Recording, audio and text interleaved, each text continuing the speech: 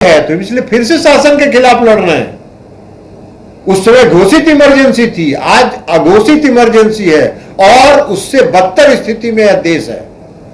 महंगाई चरम पर है, बेरोजगारी चरम पर है, अर्थव्यवस्था समाप्त है, रुपये का अवमूल्यन हो रहा है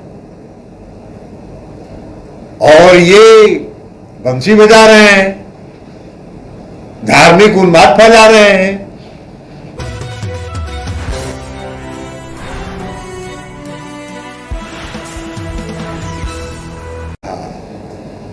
उन्होंने इतना ही नहीं कहा, उससे आगे कहा है कि 2024 में 300 से ज्यादा सीट लाकर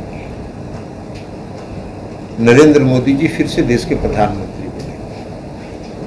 तो उनका यह भविष्यवाणी यह स्पष्ट संकेत देता है कि नरेंद्र मोदी जी 2024 का चुनाव हार रहे हैं।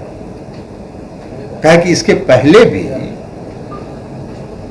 2015 में बिहार विधानसभा का चुनाव हो रहा था। अमित शाह जी 3 महीना यहां कैंप किए थे और प्रेस कॉन्फ्रेंस करके उन्होंने ऐलान किया था कि जिस दिन वोट की गिनती होगी उस दिन बिहार में भारतीय जनता पार्टी की सरकार बनेगी और मात्र 53 सीट पर सिमट गए। तो उनका भविष्यवाणी का तो हो गया। बंगाल में जब विधानसभा का चुनाव हो रहा था तो 2/3 बहुमत बंगाल में ला रहे थे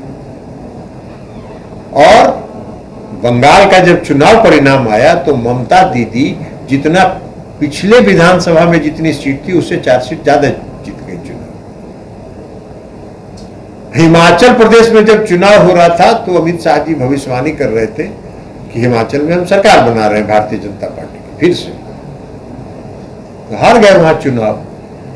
कर्नाटक में जब चुनाव हो रहा था तो अमित शाह जी ने भविष्यवाणी किया कि भाई 2/3 बहुमत से हम कर्नाटक में सरकार बनाने जा रहे हैं, चुनाव हार गए।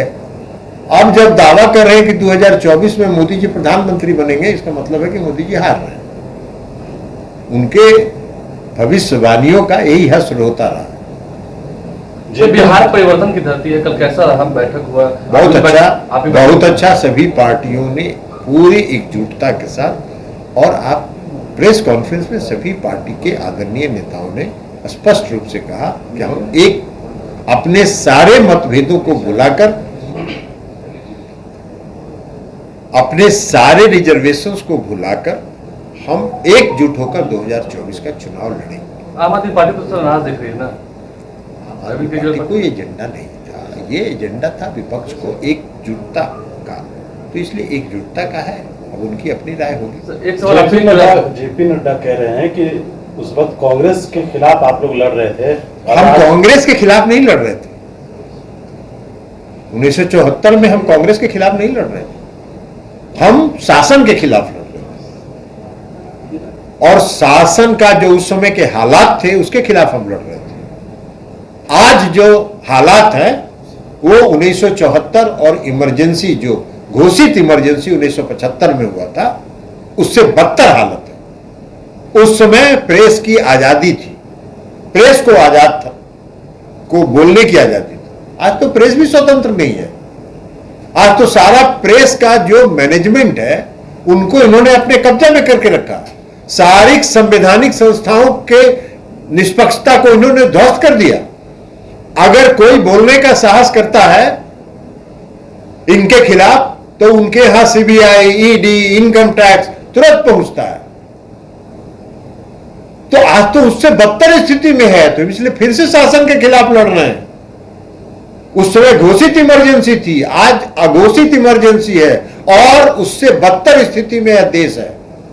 महंगाई चरम पर है, बेरोजगारी चरम पर है, अर्थव्यवस्था समाप्त है, रुपये का अवमूल्यन हो रहा है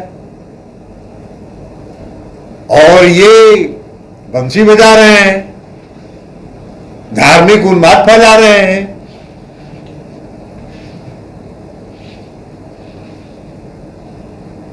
तो इसलिए आज जो स्थिति है उससे बदतर है और आज के शासन के खिलाफ लड़ने के लिए हम फिर से एकजुट हैं। को इस बैठक से क्या मिला? भाजपा लगातार इस बात को सवाल कर, नीतीश कुमार का संकल्प ही था जब वो एनडीए से बाहर आए थे उस समय से उनका संकल्प था कि हम विपक्ष को एक करके इनको हराएंगे, और उसमें उनको सफलता मिली। तो अमित शाह अभी आप ही क्या आ रहे हैं? 29 तारीख को मुंगेर आ रहे बहुत हैं। अच्छी बात है, बिहार में तो स्वागत है। वो 3 महीना पहले भी रहे हैं, फिर से आ रहे हैं, तो कहा इसमें दिक्कत कहाँ है? कहाँ कोई आपत्ति है? देश के गृह मंत्री हैं, जहां जहां मन करे जाएं, क्योंकि मुंगेर जहां निशाने पर आप ही रहेंगे। अरे कोई रहे तो उसे क्या फर्क उससे होता है? ये तो जनता ने तय करती है, अमित शाह जी तय करते हैं, जनता तय करती है। सब लोगों की मंशा। नीतीश कुमार जी ने तो घूम घूम के सभी राज्य के नेताओं से अलग अलग जाकर मिलकर आग्रह किया कि सब लोग मिलिए और मिलकर चुनाव लड़िए, और ये सभी नेताओं के मन के अंदर इस भारतीय जनता पार्टी के शासन के खिलाफ जो इनका दमनात्मक कार्रवाई है, जो ये भय पैदा करना चाहते हैं, उसके खिलाफ सबके मन में जो था वो प्रकट हुआ कल। ये जो अपने गलत कारनामों को कहते हैं कि हम देश प्रेमी है, बाकी सब देशद्रोही है। अरे वाह, आप अच्छा देश प्रेम और देशद्रोही का परिभाषित कर रहे हैं, सारी संस्थाओं को समाप्त कर रहे हैं, और आप देश प्रेमी हैं। हम सब देश प्रेमी हैं, इस देश का हर नागरिक देश प्रेमी है, लेकिन हां, इस देश के हर नागरिक सामाजिक एकता में, सांप्रदायिक सद्भाव में विश्वास करते हैं। आप सांप्रदायिक उन्माद में विश्वास करते हैं, और आप वो काम कर रहे हैं, तो आप अपना काम करिए।